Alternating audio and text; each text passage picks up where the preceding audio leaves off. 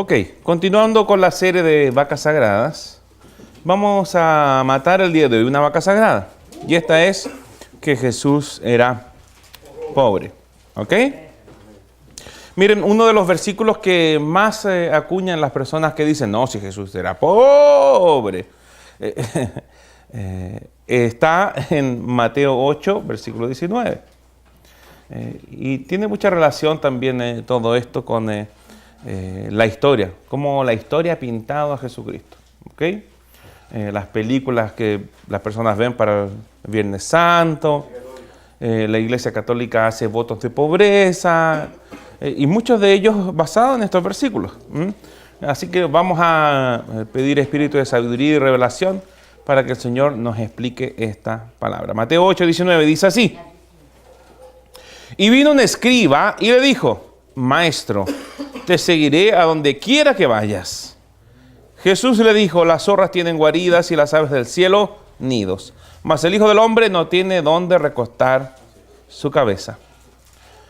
Otro de sus discípulos le dijo, Señor, permíteme que vaya primero en tierra a mi Padre. Jesús le dijo, sígueme, deja que los muertos entierren a sus muertos. Ok. Entonces, ¿qué estaba haciendo aquí Jesús? Se acercó un escriba y le dijo, Maestro, te seguiré a donde quiera que vayas. Las típicas declaraciones de individuos emocionalmente entusiasmados con algo. ¿Ok? Yo he escuchado a mucha gente que habla muchas cosas bonitas. Probablemente Jesús lo mismo estaba escuchando, este escriba, algo muy bonito. Te seguiré a donde quiera que vayas. Pero Jesucristo lo confronta con su realidad. Lo confronta con la verdad de que este escriba realmente no estaba preparado o realmente comprometido para ser un verdadero discípulo. Jesús no le dijo, no estás capacitado, ni le dijo, ven, sino que respondió con esta respuesta, señalando que el ser discípulo del Hijo del Hombre no es confortable. Las zorras tienen guaridas y las aves de los cielos o del cielo nidos, mas el Hijo del Hombre no tiene dónde recostar su cabeza. ¿Por qué no tenía dónde recostar su cabeza si sabemos que al menos tenía 2 casas y la Biblia lo registra?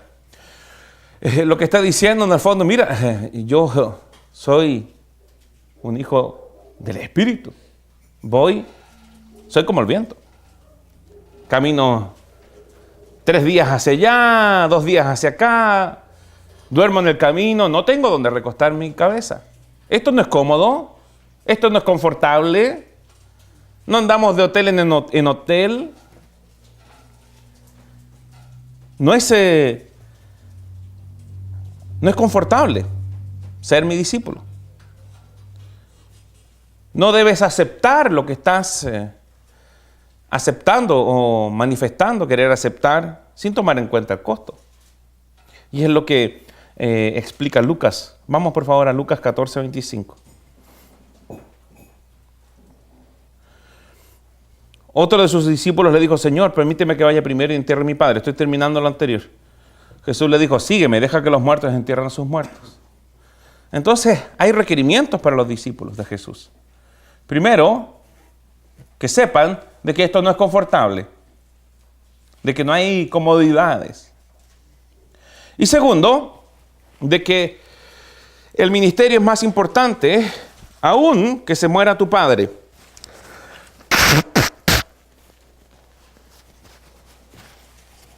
¿Qué evento podría ser más importante que se te muera tu papá? Que se te muera la mamá, ya, ok. Parecido. ¿Qué evento podría ser más importante que se te mueran los padres? Que se muera un hijo, ya. Ok.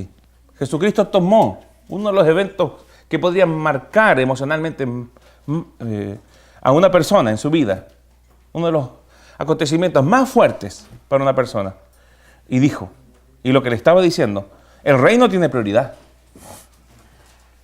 Deja que los muertos entierren a sus muertos. Tú sígueme. ¿Se dan cuenta? Este es el propósito de estos versículos. Mostrar cuál es el costo de ser discípulo. Y esto es lo que trata Lucas. Vamos para allá. Dice, grandes multitudes iban con él. Y volviéndose les dijo, si alguno viene a mí y no aborrece a su padre y madre y mujer e hijos y hermanos y hermanas y aún también su propia vida, no puede ser mi discípulo. Mira el requerimiento de Jesucristo. Tienes que despreciar, aborrecer a toda tu gente.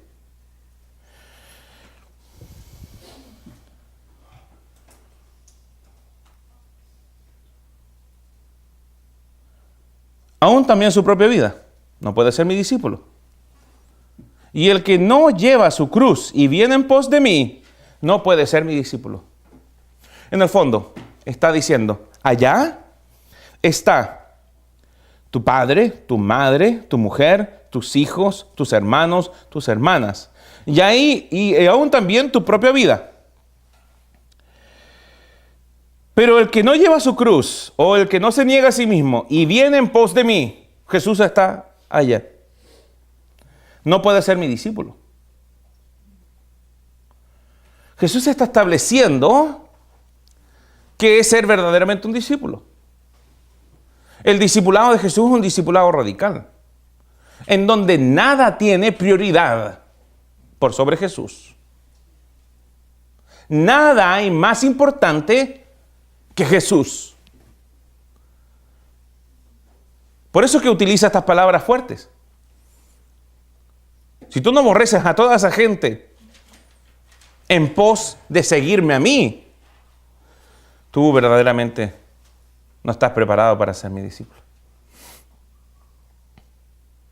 En realidad, seguirme no es confortable. Yo a veces no tengo dónde recostar la cabeza. Tienes que despreciar a tu familia en pos de mí.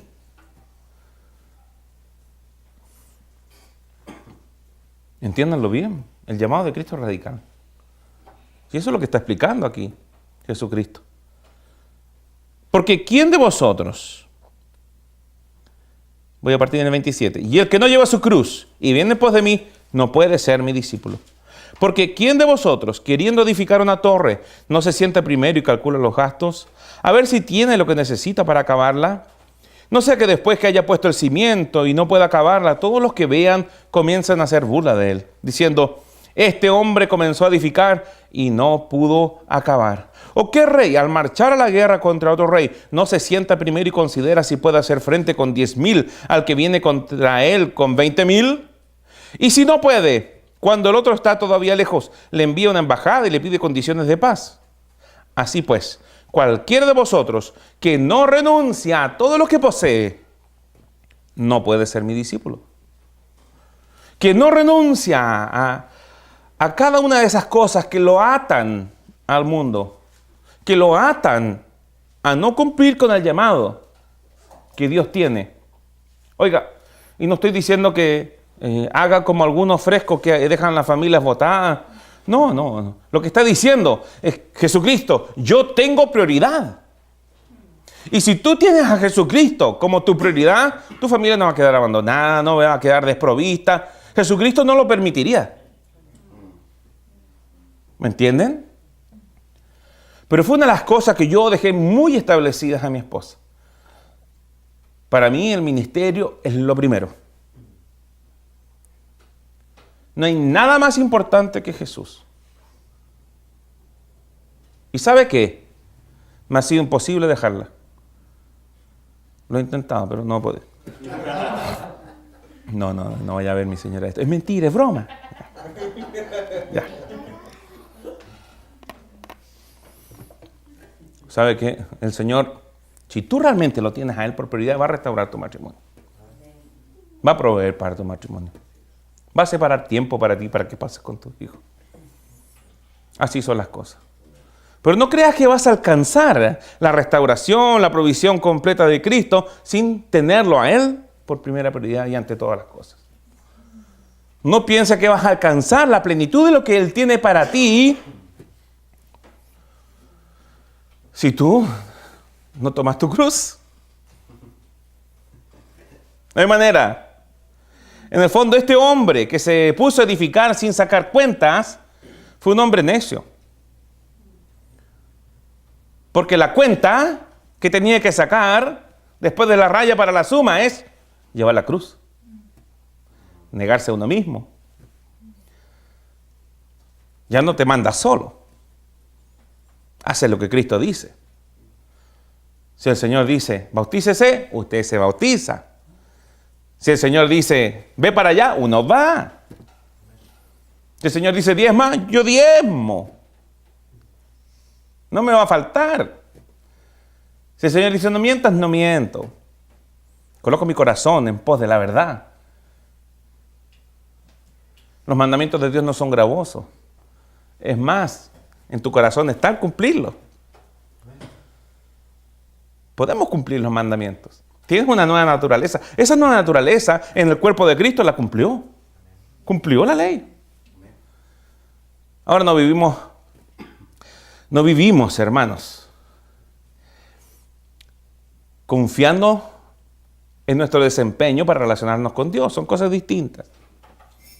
Pero está en ti el no adulterar, el no mentir, el tener a Dios por sobre todas las cosas, el no postrarte delante de imágenes. Eso está en ti, está en tu espíritu.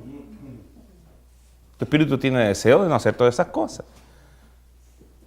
Recuerden bien que la ley moral de Dios establece el estándar de Cristo, establece el carácter de Cristo, lo que Cristo no haría. Amén.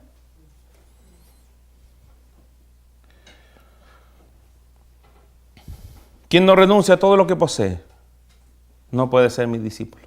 ¿Sabe qué? Esto es libertad. Oiga, esto es libertad. Llevar la cruz de Cristo es libertad, hermanos. Porque si no llevas la cruz, vas a llevar muchas otras cosas. Vas a confiar en muchas otras cosas que te van a desilusionar. Vas a colocar tu esperanza en muchas otras cosas que no van a solucionar nada en tu vida. Por el contrario, van a agregar aflicción. La manera de vivir en plena libertad es llevando la cruz de Cristo. Cada vez que cada uno de ustedes se ha despojado de algo, ha sentido libertad. Porque en realidad lo único que para lo cual fueron creados fue para llevar la cruz de Cristo. El propósito de Dios no tenía otra carga para ustedes sino la cruz de Cristo.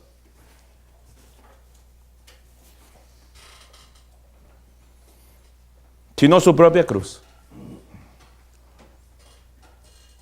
Amén.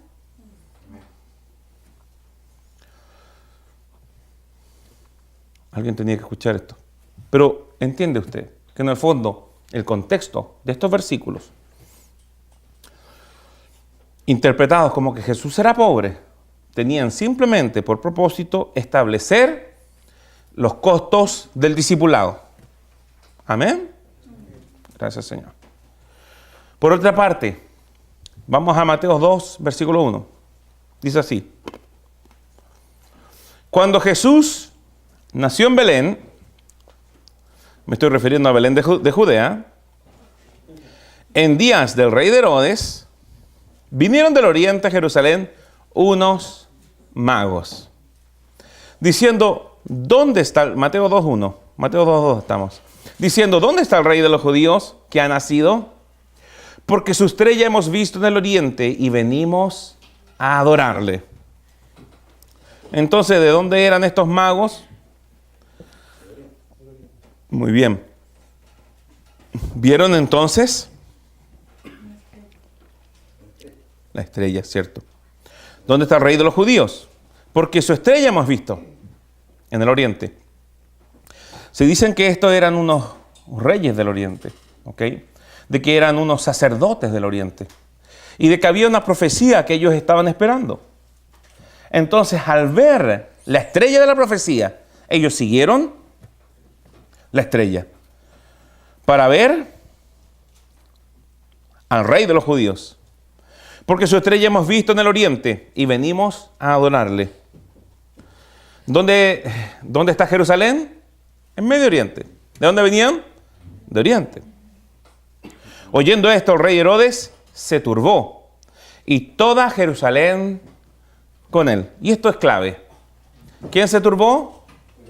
El rey Herodes. Ahora, ¿por qué se turbó toda Jerusalén con él? Porque esto tiene que haber sido Vox Populi. Ahora, ¿cómo la visita de 3 pequeños hombres magos podía alterar a toda una gran ciudad? Jerusalén albergaba a 600.000 y en épocas de fiestas más de 1 millón de personas. ¿Quién ha estado en una ciudad de 600.000? Viña del Mar, creo, ¿no? Valparaíso, 600.000. Ok. Es una ciudad grande. Para que toda una ciudad se conmocione, dice aquí, para que toda una ciudad, todo Jerusalén, se haya turbado. Oyendo esto, el rey Herodes se turbó y toda Jerusalén con él. Sin lugar a dudas, tiene que haber sido muy notorio la llegada de estos reyes magos. Sin lugar a dudas, no es como lo pintan las tarjetas de Village. ¿Ok? Y convocados todos los principales sacerdotes y los escribas del pueblo, les preguntó dónde había de nacer el Cristo. Ellos le dijeron, en Belén de Judea, porque así está escrito por el profeta. Y tú, Belén, de la tierra de Judá, no eres la más pequeña entre los príncipes de Judá, porque de ti saldrá un guiador que apacentará a mi pueblo, era la profecía. Amén. Entonces, tenemos 2 motivaciones principales de Herodes. Primeramente, ellos le dijeron, este es un príncipe, un rey de los judíos. ¿Ok? ¿Y quién era Herodes? Rey. Evidentemente esto era un riesgo para su reinado. Amén. Esto es lo primero. Y segundo, probablemente Herodes quería algo que era para este nuevo rey. Probablemente Herodes quería algo que le iba a ser entregado a Jesús. Algo que era visible. Algo que verdaderamente hizo notorio para todo Jerusalén la llegada de estos magos, o de estos reyes, o de estos sacerdotes. Continúe conmigo, lo voy a explicar. Versículo 7 dice, entonces Herodes, llamando en secreto a los magos, indagó de ellos diligentemente el tiempo de la aparición de la estrella. Y enviándolos a Belén, dijo, id allá y averiguad con diligencia acerca del niño. Y cuando la halléis, hacedmelo saber, para que yo también vaya y le adore. Si se dan cuenta, parece que la primera hipótesis de que él tenía temor de este niño, evidentemente está destruida. ¿Por qué? Porque si tenía temor, podía haber ido con ellos, ¿cierto? Y cuando los reyes magos le encontraran, haberlo matado. Pero de alguna manera tiene que haber desistido este Herodes de esta idea. Quizás estos hombres, estos reyes magos, no venían solos. Probablemente, y vamos a ver cuál era la usanza en esa época, al visitar a un rey, venían con un ejército, con guardias, con arqueros. Entonces Herodes, llamando en secreto a los magos, indagó de ellos diligentemente el tiempo de la aparición de la estrella. Y enviándolos a Belén, dijo, id allá y averiguad con diligencia acerca del niño. Y cuando la halléis, hacedmelo saber, para que yo también vaya y la adore. Háganmelo saber cuando ustedes ya se hayan ido. Cuando ustedes vayan de salida, háganmelo saber. ¿Me entiende? Porque si hubiese querido ir verdaderamente a adorarlo, iría con ellos. Ellos, habiendo oído al rey, se fueron. Y he aquí la estrella que habían visto en el oriente iba delante de ellos, hasta que llegando se detuvo sobre donde estaba el niño. Y al ver la estrella, se regocijaron con muy grande gozo. Y al entrar en la casa vieron al niño con su madre María. ¿A dónde? ¿Al entrar dónde? Ok, entonces no estaba en el establo.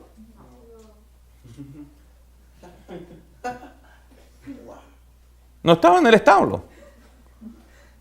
A Jesús fue visitado por los Reyes Magos cuando ya había pasado tiempo de su nacimiento. Y vamos a ver que como Herodes indagó sobre cuando comenzaron a ver estos Reyes Magos la estrella, vamos a darnos cuenta de que Herodes ya tenía un cálculo más o menos de qué edad podía tener este niño. Y al entrar en la casa, vieron al niño con su madre María. O sea, en Belén estaba Jesús en una casa. Vieron al niño con su madre María. Y postrándose, lo adoraron. Y abriendo sus tesoros, le ofrecieron presentes. Allí nos dice, y abriendo unas cajitas pequeñitas, le ofrecieron un poquito de unos regalitos. ¿Cierto? Abriendo unos cofrecitos, que es como lo pintan. ¿Lo ha visto usted? Hay varias pinturas respecto a esto. En los pesebres se ven los Reyes Magos así con unas cajitas pequeñitas. Pero ¿qué dice la palabra de Dios? Y eso es lo importante. Dice, postrándose lo adoraron y abriendo sus tesoros. ¿Qué abrieron? Tesoros. Sus tesoros abrieron. Le ofrecieron presentes. O sea, estos señores venían con tesoros. ¿Se da cuenta? Y entre esos tesoros habían oro, incienso y mirra. Pero siendo avisados por revelación en sueños que no volviesen a Herodes, regresaron a su tierra por otro camino. Entonces, evidentemente, Dios avisó a estos hombres. Si tú vas donde Herodes, si ustedes van donde Herodes, o quizás simplemente Dios les dijo, váyanse por otro lugar. El mensaje fue, no vuelvan donde Herodes. No sabemos si Dios les reveló el motivo. Eso es lo que dice la palabra. ¿Amén? Regresaron a su tierra por otro camino. ¿Amén? Versículo 13 dice, después que partieron ellos, he aquí un ángel del Señor apareció en sueños a José y dijo, levántate y toma al niño y a su madre y huye a Egipto. Y permanece allá hasta que yo te diga, porque acontecerá que Herodes buscará al niño para matarlo. Miren, vemos que le reveló a José en sueños el propósito de Herodes. Probablemente lo haya hecho también con los Reyes Magos. Quizás sí, quizás no.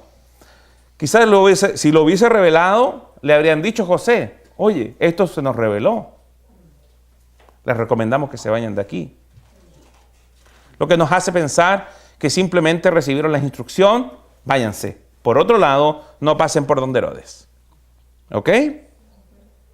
Pero si José recibió la instrucción, toma al niño, levántate primero, toma al niño y a su madre y huye a Egipto. Y permanece allá hasta que yo te diga, porque acontecerá que Herodes buscará al niño para matarlo. Si se dan cuenta, allí dice niño, no dice bebé. Y él despertando tomó de noche al niño y a su madre y se fue a Egipto. Y estuvo allá hasta la muerte de Herodes, para que se cumpliese lo que el Señor dijo por medio del profeta, cuando dijo, de Egipto llamé a mi hijo. Amén. Entonces, ¿por qué aparecieron estos reyes? No solo para adorarle, no solo para honrarle, sino también para proveer por un viaje. Un viaje que debía durar, una ausencia que debía durar toda la vida que le restaba a Herodes. ¿Cierto? Porque dice, y estuvo ya hasta la muerte de Herodes. ¿Ok? para que se cumpliese lo que dijo el Señor por medio del profeta. De Egipto llamé a mi hijo. Miren, y aquí hay algo fundamental. Lo que Dios te manda a hacer, Dios lo financia. ¿Ok? ¿Cuál fue la instrucción? Toma a tu familia y ándate a Egipto. Ya tienes la provisión. Ahí está el dinero. Y no solo dinero. Vamos a ver cuál era la costumbre y qué decían también los profetas respecto a este encuentro. Primera de Reyes, capítulo 10, versículo 1, dice así. Oyendo la reina de Sabá la fama que Salomón había alcanzado por el nombre de Jehová, vino a probarle con preguntas difíciles. Y vino a Jerusalén con un séquito muy grande, con camellos cargados de especias, y oro en gran abundancia, y piedras preciosas. Y cuando vino Salomón, le expuso todo lo que en su corazón tenía. Entonces, la costumbre en ese entonces, en Oriente y en Medio Oriente, era que cuando un rey era visitado, era honrado con grandes tesoros. Y dice, y vino a Jerusalén con un séquito muy grande. ¿Cómo era el séquito? Muy grande. No puedo pensar algo yo distinto respecto a la visita de estos reyes al Rey de Reyes. ¿Me entiende? Y vino a Jerusalén con un séquito muy grande, con camellos cargados de especias y oro en gran abundancia y piedras preciosas para transportar por el desierto tamaño tesoro. ¿Qué necesita usted? Un ejército, arqueros, hombres a pie, hombres a caballo, hombres arriba de camellos, ¿cierto? Que pudiesen proteger el tesoro, que no era menor. Amén. Ahora usted podrá decirme, sí, pero eso fue lo que le aconteció a Salomón. Bueno, entendemos de que la vida de Jesús es cumplimiento a cientos de profecías. Entonces los profetas ya habían hablado de esta visita de estos reyes, reyes de Oriente a Jesucristo. Y mira lo que dice Isaías 60, versículo 6. Respecto al nacimiento del Rey justo. Dice claramente, multitud de camellos te cubrirá.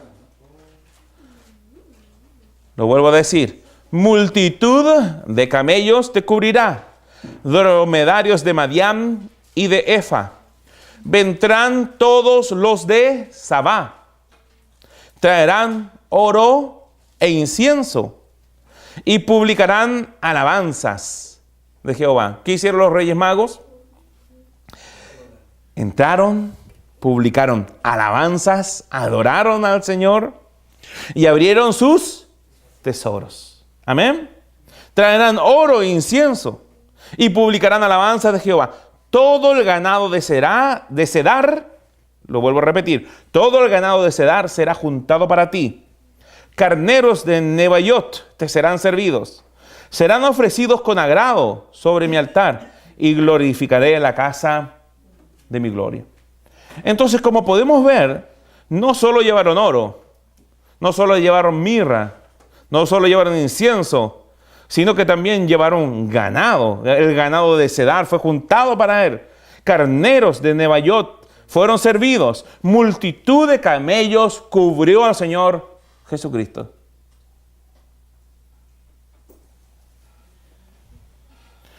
Mire, usted podrá decirme, sí, pero eso es un solo testimonio. Y por medio de 2 testigos se probará toda verdad. Ok, vamos al Salmo 72, versículo 10.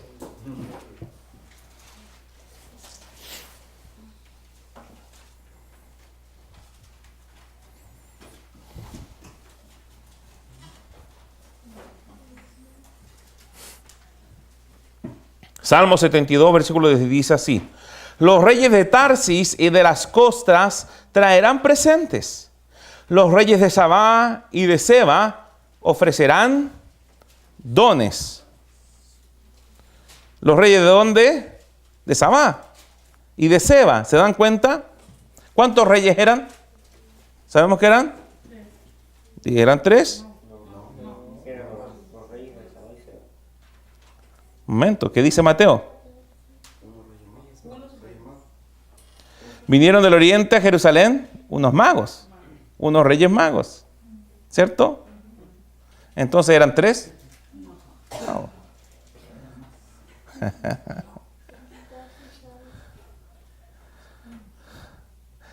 Entonces tenemos los reyes de Tarsis, de las costas, los reyes de Sabá, los reyes de Seba. Aleluya. O sea, no eran 3 reyes magos. Amén. Dice, entonces los reyes de Tarsis y de las costas traerán presentes. Los reyes de Sabá y de Seba ofrecerán dones. Todos los reyes se postrarán delante de él. Todas las naciones le servirán. Porque él librará al menesteroso que clamaré y al afligido que no tuviere quien le socorra. Tendrá misericordia del pobre y del menesteroso y salvará la vida de los pobres. De engaño y de violencia redimirá sus almas. Y la sangre de ellos será preciosa. Y la sangre de ellos será preciosa ante sus ojos. Vivirá y se le dará del oro de Sabá. Y se orará por él continuamente. Todo el día se le bendecirá. Entonces, creemos también de que estos reyes, estos sacerdotes de Oriente, volvieron a Oriente y hacían oración continua por Jesús. Y se orará por él continuamente. Todo el día se le bendecirá. ¿Se da cuenta? Entonces, tenemos que sacarnos de nuestra cabeza la religiosa idea que nos vendió la iglesia o la religión, por decirlo así. Amén. De que Jesucristo fue visitado por estos 3 pobres individuos que le llevaran un poquitito de lo que pudieron sacar de sus casas. Y entender que si la palabra de los profetas se cumplió, Jesucristo fue cubierto de camellos. Fueron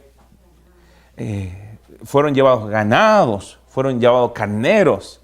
Se le dio oro, incienso, mirra. De una manera tal que al ver tamaños tesoros, Jerusalén, toda la ciudad, se turbó por la presencia, con certeza, de esta gran caravana que descendía por los cerros. De esta gran caravana que llevaba tesoros y un ejército para proteger el tesoro. Que llevaba tesoros, un ejército y gran cantidad de dromedarios, de carneros y de... falta algo. Camellos, dromedarios, carneros, ganado. Amén. ¿Comprenden? Amén. Entonces, Jesucristo nació y pasaron unos meses, quizá un año, y definitivamente Él ya era rico. Jesucristo ya era tremendamente rico. Entendemos, porque digo que Jesucristo puede haber tenido entre meses y 2 años, porque después Herodes mandó a matar a todos los menores de 2 años. ¿Ok? Continúo. Tenemos estos argumentos proféticos. Tenemos también el entendimiento, con el cual podemos ver que toda una ciudad como Jerusalén no se turba por cualquier cosa. Amén. Pero también tenemos otras palabras que nos muestran que Jesús tiene que haber sido con certeza muy rico. Vamos por favor a Hebreos 4:15. Hebreos capítulo 4, versículo 15. Oiga, es un gozo poder meditar en estas palabras para entender que cuando la Biblia dice que Jesús era rico, ciertamente era rico. ¿Ok? Hebreos 4:15 dice así: porque no tenemos un sumo sacerdote que no pueda compadecerse de nuestras debilidades, sino uno que fue tentado en todo según nuestra semejanza. Pero, dígalo de nuevo, pero sin pecado. Entonces Jesucristo no tuvo pecado. Y el pecado es transgresión a la ley, ¿cierto? Y eso es lo que dice Mateo 5:17. Dice, no penséis que he venido para abrogar la ley o los profetas. No he venido para abrogar, sino para cumplir. Entonces Jesucristo vino a cumplir la ley. Amén. Jesucristo no tuvo pecado. Y Jesucristo vino y cumplió la ley.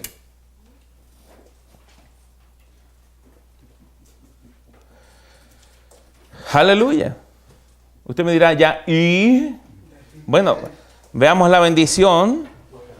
Veamos la bendición que venía sobre el individuo que cumplía la ley. Amén. Vamos a Deuteronomio 28, versículo 1. Dice así: acontecerá que si oyeres atentamente la voz de Jehová tu Dios, para guardar y poner por obra todos sus mandamientos que yo te prescribo hoy, también Jehová tu Dios te exaltará sobre todas las naciones de la tierra. ¿Qué hará Jehová tu Dios? Te exaltará. ¿Por qué? Por poner por obra, por guardar los mandamientos, por guardar la ley. Cosa que Jesús hizo. Amén. Entonces, todo esto es aplicable a Jesús. También Jehová tu Dios te exaltará. Jesús entonces fue exaltado sobre todas las naciones de la tierra. Versículo 2. Y vendrán sobre ti estas bendiciones.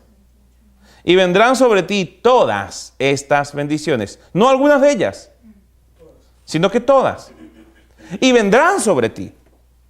Y te alcanzarán. O sea, Jesucristo no tuvo que ni esforzarse, sino cumplir la ley, para que todo esto lo alcanzara. Si oyeres la voz de Jehová tu Dios, esto acontecerá. Versículo 3. Bendito serás tú en la ciudad, bendito tú en el campo, bendito el fruto de tu vientre, el fruto de tu tierra, el fruto de tus bestias, la cría de tus vacas, los rebaños de tus ovejas. Oh, bendito tu negocio, bendita serán tu canasta y tu arteza de amasar. Jehová te enviará su bendición sobre tus graneros y sobre todo aquello en que pusieres tus manos, y te bendecirá en la tierra que Jehová tu Dios te da. Versículo 11. Y te hará Jehová sobreabundar en bienes. Ok. Entonces Jesucristo tiene que haber sobreabundado en bienes. Y está hablando de propiedades. Autos, camiones, tractores. No, si no había. ¿Qué me dice? No, si no había en esa época. Pero tiene que haber tenido grandes propiedades. Amén. Y te hará Jehová sobreabundar en bienes. En el fruto de tu vientre, en el fruto de tu bestia, en el fruto de tu tierra, en el país que Jehová juró a tus padres que te había de dar.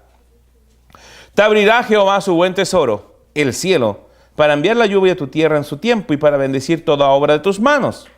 Y prestarás a muchas naciones. Ok.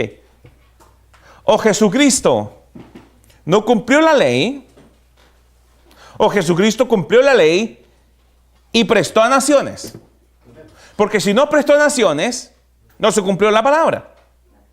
¿Y sabe qué? Pasará el cielo y la tierra, pero la palabra de Dios permanece establecida para siempre. Nadie le quitará ni una tilde, ni una coma, nada. Y te hará Jehová sobreabundar en bienes, y prestarás a muchas naciones. Wow. ¿Qué te parece? Y tú no pedirás prestado. Te pondrá Jehová por cabeza y no por cola. Estarás encima solamente y no estarás debajo. Oiga, si todas estas bendiciones alcanzaron a Jesús, ¿sabes qué? No tienes por qué esperar menos. Tú estás en Cristo.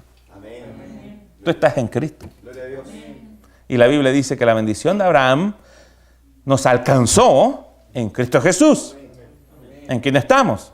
Y sabe que esta bendición es la misma bendición que disfrutó Abraham.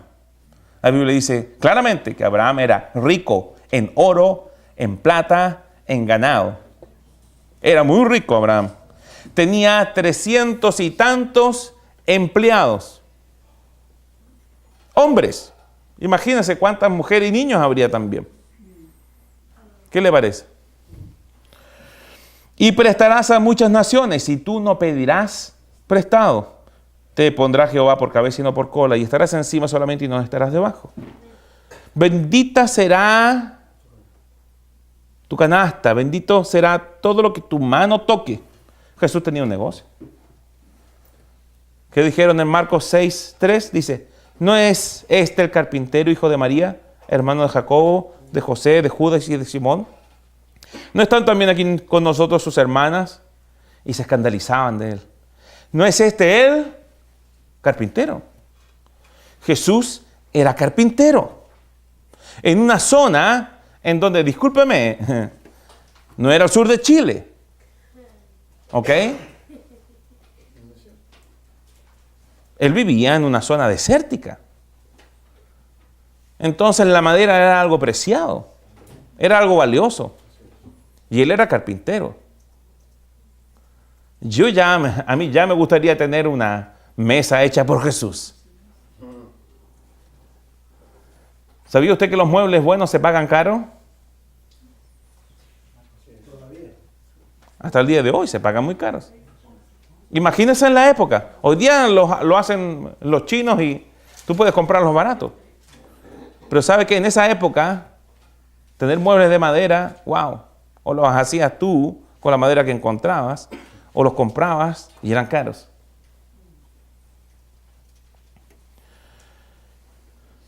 Sabemos que también tenía una casa en Capernaum, una zona con lago. Podríamos decir, tiene una casa en Aculeo o en el lago Rapel. Marcos 2:1 dice así, entró Jesús otra vez en Capernaum, después de algunos días, y se oyó que estaba en casa. Usted puede ver Capernaum. Lo invito a que busque imágenes de Capernaum. Espectacular Capernaum. Él tenía una casa allí. Cuando bajaron al paralítico abriendo el techo, le rompieron el techo a Jesús. Era su casa. Vamos por favor a Juan 6:1. Jesús no tenía problemas de flujo de caja. Juan 6:1 dice así claramente, después de esto, Jesús fue al otro lado del mar de Galilea, el de Tiberias, y le seguía gran multitud, porque veían las señales que hacían los enfermos. Entonces subió Jesús a un monte y se sentó allí con sus discípulos. Y estaba cerca la Pascua, la fiesta de los judíos. Cuando alzó Jesús los ojos y vio que había venido a él gran multitud, Jesús dijo a Felipe, ¿de dónde compraremos pan para que coman estos? Pero esto decía Jesús para probarle, porque él sabía lo que había de hacer. Felipe le respondió, 200 denarios de pan no bastarían para que cada uno de ellos tomase un poco, Jesús. ¿Por qué le dice 200 denarios? Porque era lo que tenían en la bolsa del ministerio. ¿Entienden lo que les digo? Un denario era el sueldo de un jornal en Israel.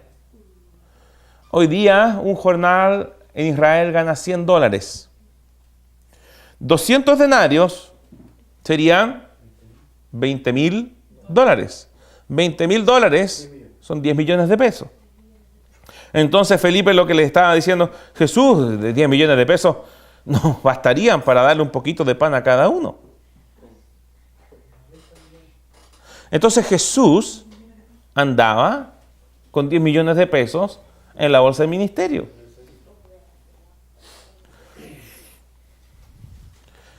Jesús era muy dadivoso. Cuando Juan salió a entregar, ¿cómo se llama? Judas salió a entregarle. Vamos para allá. Creo que está en Juan 13. Juan 13, versículo 27. Aquí lo tengo, ya.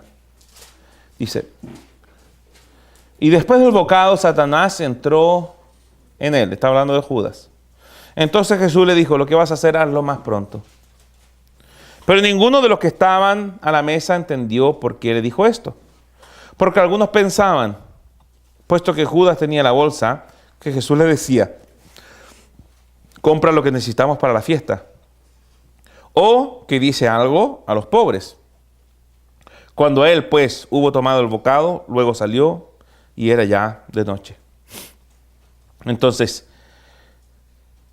¿qué pensaron los discípulos? Versículo 29. Porque algunos pensaban, puesto que Judas tenía la bolsa, que Jesús le dijo, compra lo que necesitamos o anda a dar a los pobres. ¿Por qué pensaron esto? Porque Jesús le decía a Judas, haz esto y haz esto otro con el dinero, y Judas lo hacía. Y entre eso podía ser provisión para la fiesta o, como acostumbraba Jesús, dar a los pobres. Y de esto da testimonio Pedro. Vamos por favor a Hechos 10, versículo 37.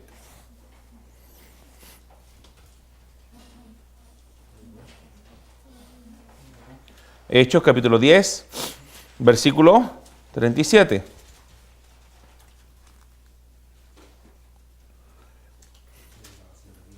Dice así, vosotros sabéis lo que se divulgó por toda Judea, comenzando desde Galilea, después del bautismo que predicó Juan el Bautista. 38. Cómo Dios ungió con el Espíritu Santo y con poder a Jesús de Nazaret, y cómo éste anduvo haciendo bienes y sanando a todos los oprimidos por el diablo, porque Dios estaba con él. Entonces, Pedro les dice, ustedes saben, ustedes conocen lo que se divulgó por toda Judea. Judea queda abajo de Galilea. Comenzando desde Galilea, después del bautismo que predicó Juan. 2 puntos, y aquí viene lo que se divulgó. Cómo Dios ungió con el Espíritu Santo y con poder a Jesús de Nazaret. Y cómo éste anduvo haciendo bienes y sanando a los oprimidos por el diablo, porque Dios estaba con él. Ahora, quiero hacer énfasis en esto, porque podría decir muchas cosas. Y cómo éste anduvo haciendo bienes. Allí la palabra bienes es euergeteo, que viene de ser filantrópico, ¿ok? De hacer el bien, de entregar beneficios, de hacer obra de filantropía. Entonces podríamos leer, cómo Dios ungió con el Espíritu Santo y con poder a Jesús de Nazaret, y cómo éste anduvo haciendo obras de beneficencia o de filantropía. Para hacer obras de filantropía usted tiene que tener dinero, ¿cierto? ¿Te falta algo? Toma, yo lo tengo, aquí está. Anda a dar a los pobres. Llena la mesa con pan, con comida. ¿Qué necesitas? Toma, aquí está. Judas, dale a él. De esa manera él prestó a naciones. Donde él estaba, él daba. Amén. Él era un pater patriae, era un padre de la patria. Él era reconocido de esta manera. Él tenía un título de alta posición. Un pater patriae es un proveedor de necesidades naturales. Él era un hombre influyente y de mucho dinero. Miren, y esto se notaba inclusive hasta en cómo él vestía. Vamos por favor a Juan 19. Juan 19.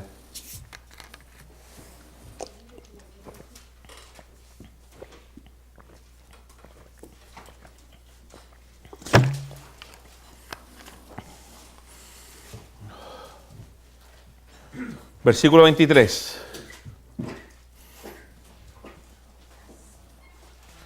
Dice, cuando los soldados hubieron crucificado a Jesús, tomaron sus vestidos e hicieron 4 partes, una para cada soldado. O sea, entendemos que Jesús se vestía de 5 piezas de ropa. ¿Ok? Una pieza fue para cada soldado. ¿Cuántos soldados eran? 4. Tomaron también su túnica, la cual era sin costura, de un solo tejido de arriba a abajo. Si era de un solo tejido, evidentemente lo que vemos es que no había una mezcla de materiales. ¿Ok? ¿Por qué? Porque era prohibido. Yo le voy a mostrar después los textos bíblicos. Entonces dijeron entre sí, no la partamos, sino echemos suerte sobre ella, a ver de quién será. Esto también fue para que se cumpliese la escritura, que dice, repartieron entre sí mis vestidos, y sobre mi ropa echaron suertes. Vi el otro día cómo echaban suertes, y usaban dados, así como los dados que nosotros tenemos el día de hoy. Claro, de distintos tamaños y medidas, pero usaban dados. Ahora, ¿cómo se le llamaba a esta prenda? ¿Cómo se le llamaba a esta túnica? Entre los judíos, este era el talit. Y el talit tiene un asidero bíblico. Y lo encontramos en Números 15, versículo 37. Dice así. Y Jehová habló a Moisés diciendo, habla a los hijos de Israel y diles que se hagan franjas en los bordes de sus vestidos por sus generaciones y pongan en cada franja de los bordes un cordón de azul. Y os servirá de franja para que cuando lo veáis os acordéis de todos los mandamientos de Jehová para ponerlos por obra. Y no miréis en pos de vuestro corazón y de vuestros ojos, en pos de los cuales os prostituyáis. O sea, en algún minuto esto cubría su cara para que ellos no miraran en pos de su corazón ni en pos de sus ojos, en pos de los cuales un hombre se prostituye. Para que os acordéis y hagáis todos mis mandamientos y seáis santos a vuestro Dios. Entonces esto tenía como propósito también recordar al pueblo que era santo y que debía de hacer todos los mandamientos. Yo Jehová vuestro Dios, que os saqué de la tierra de Egipto para ser vuestro Dios. Yo Jehová vuestro Dios. Aleluya. Ok. El talit contiene 2 palabras en hebreo. Tal, que significa carpa, y it, que significa pequeña. Entonces, literalmente, es una carpa pequeña.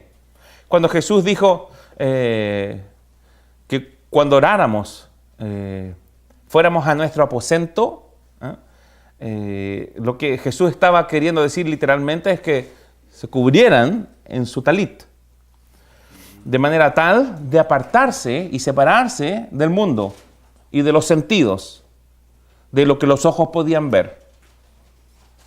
En el antiguo Israel los hombres llevaban túnicas exteriores con borlas en las 4 esquinas.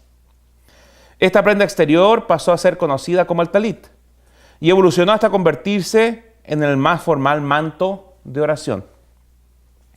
Estas borlas recordaban a cada hombre judío de su responsabilidad de cumplir con los mandamientos divinos.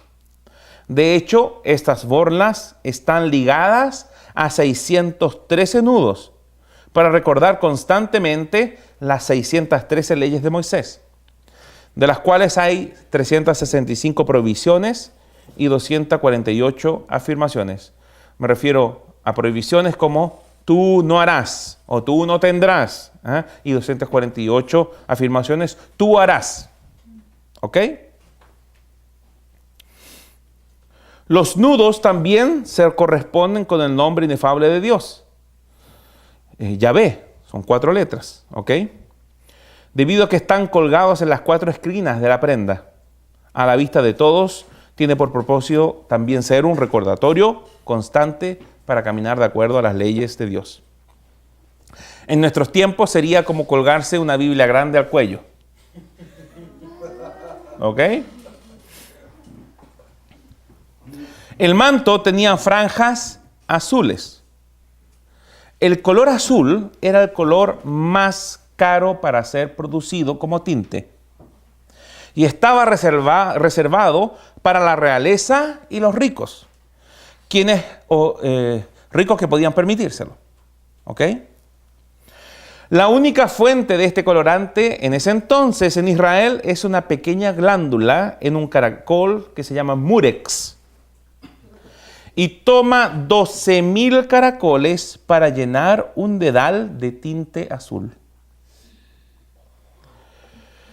En el año 200 antes de Cristo, para que ustedes se hagan una idea, 453 gramos, que es una libra, 450 gramos de tela teñida de azul, tenía el equivalente de $36,000. En el año 30 después de Cristo, esta misma libra de tela azul costaba $96,000. ¿Ok?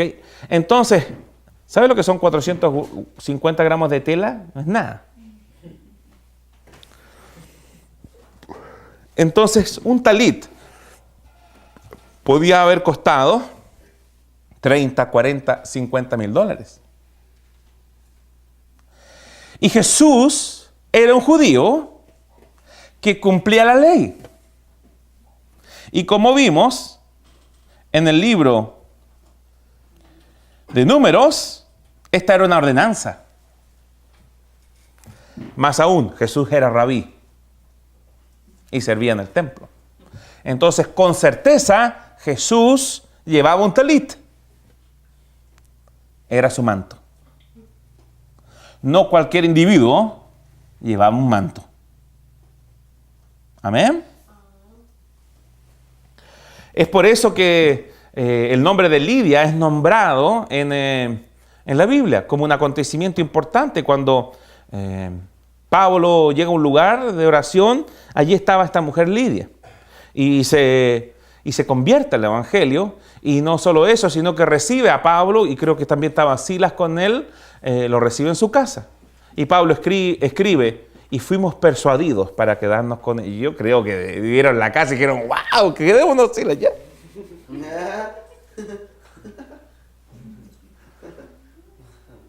Lidia era una mujer muy rica. Era conocida como la vendedora de púrpura. Era una de las mujeres más ricas del imperio. Amén. Miren, el talit estaba confeccionado en dos colores. El blanco representaba la pureza, el cielo, ¿ok? Y el azul, realeza, también el Espíritu Santo. El manto representaba autoridad. Y tenemos varios ejemplos de esto. Cuando David corta un trozo del manto, del talit de Saúl. ¿Se recuerdan? ¿Qué hizo? Cortó una punta. Amén. O cuando Boaz extiende su manto sobre Ruth. Y dice, te voy a bendecir, Ruth. Y voy a solucionar tu aflicción. Para posteriormente casarse con ella. Amén. Cerca del 70 antes de Cristo, el talit se convirtió en un símbolo también de estatus social. Los fariseos comenzaron a hacerlos cada vez más grandes. Mientras más grande el manto, más rico el individuo. Algunos llegaban hasta a arrastrar sus mantos con borlas vistosas. Jesucristo reprendió a estos individuos. Todo lo hacen para que la gente los vea, le dijo. Usan filacterías grandes y adornan sus ropas con borlas vistosas. Aún así, sabemos que Jesús llevaba un talit. Él cumplió la ley. La palabra dice que cumplió la ley, ¿no? Amén. Él no vino a abolir la ley, sino que a cumplirla. Amén. Amén. Entonces, vemos que Jesús vestía conforme a la usanza. Y vestir conforme a la usanza de un rabí, vestir conforme a la ordenanza, no era barato. Era una persona que vestía de manera excelente. Si no, discúlpeme, ¿qué propósito tendría un soldado romano de repartirse los andrajos de un pobre Jesús? ¿Sí o no? Oye, quédate tú con ese. No, ese pantalón está todo cochino, mira. Es entero ordinario. Lo compró en el líder.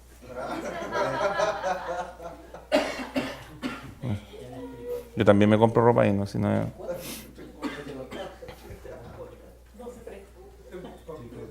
¿Me entiende lo que le digo, no? Entonces Jesús vestía bien. Amén. Sus ropas no eran baratas. Por último, y este es un versículo que todo lo dice, y si usted lo cree, gócese porque trae una consecuencia para usted. 2 Corintios 8:8 dice: no hablo como quien manda, sino para poner a prueba, por medio de la diligencia de otros, también la sinceridad del amor vuestro. ¿Cuál es el contexto? Una ofrenda que estaba levantando el apóstol Pablo. Amén.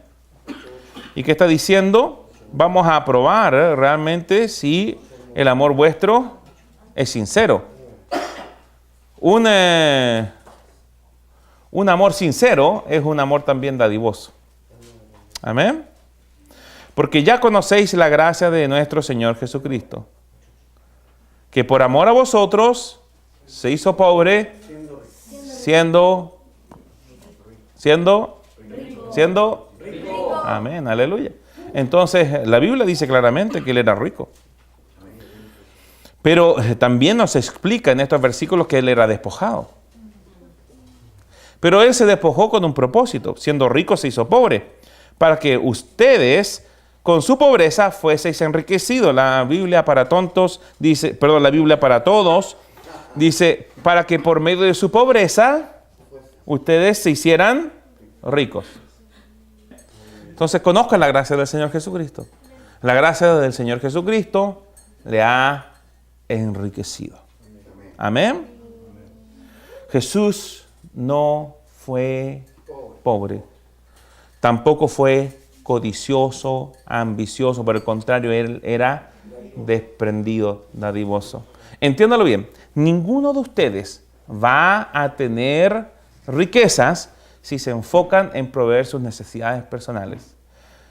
Realmente, las riquezas van a venir y van a fluir por medio de ustedes cuando ustedes entiendan de que el propósito de Dios es que ustedes sean de bendición para otros. Que esas riquezas fluyan para otras personas.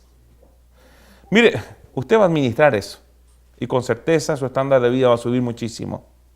¿Ok? Pero la prosperidad bíblica no es egoísta. No piensa en sí mismo, en proveer para sus necesidades, sino que se enfoca en cómo bendigo a todos estos gallos que me rodean. ¿Ok? ¿Qué le dijo Dios a Abraham? Y benditas serán en ti todas las familias de la tierra. ¿Cuál era el propósito de Dios? Bendecir a las familias de la tierra. Pero te tengo que usar a ti. Entonces, si en esto respecta a Dios quiere usar a alguien, yo le digo, Señor, úsame a mí. ¿Me entiende? Enfóquese en bendecir a los demás. Y sin lugar a duda, usted se va a volver un canal de bendición por el cual van a fluir las riquezas del reino de los cielos. Jehová te va a abrir su buen tesoro. Amén. En realidad ya está abierto. Simplemente la manifestación vendrá a tu vida. Amén. Muy bien, gracias Señor. Aleluya.